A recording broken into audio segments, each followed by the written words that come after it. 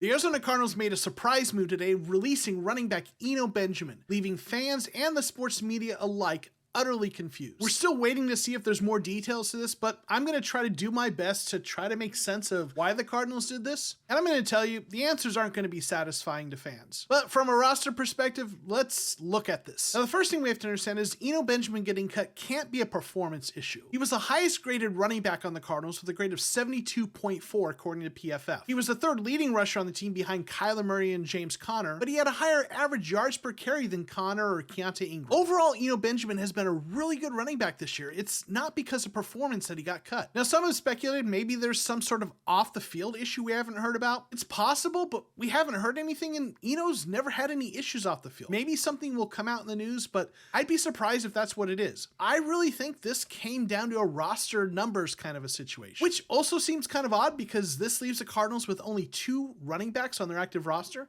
James Conner and rookie Keontae Ingram. But they do have 2 running backs on the practice squad, Corey Clement and Tyson Williams.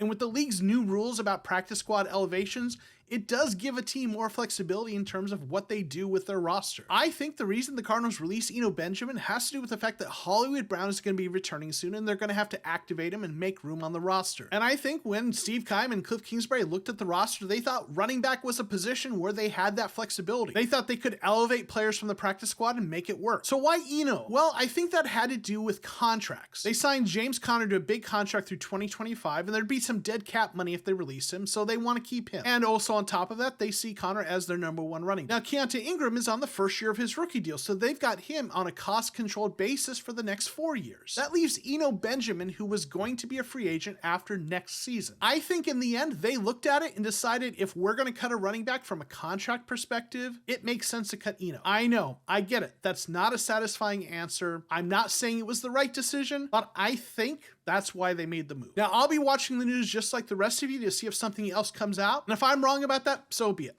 But at this point, this is the best answer I have as to why I think this move was made. Thanks for watching, and we'll see you next time on The Cardinal Rule.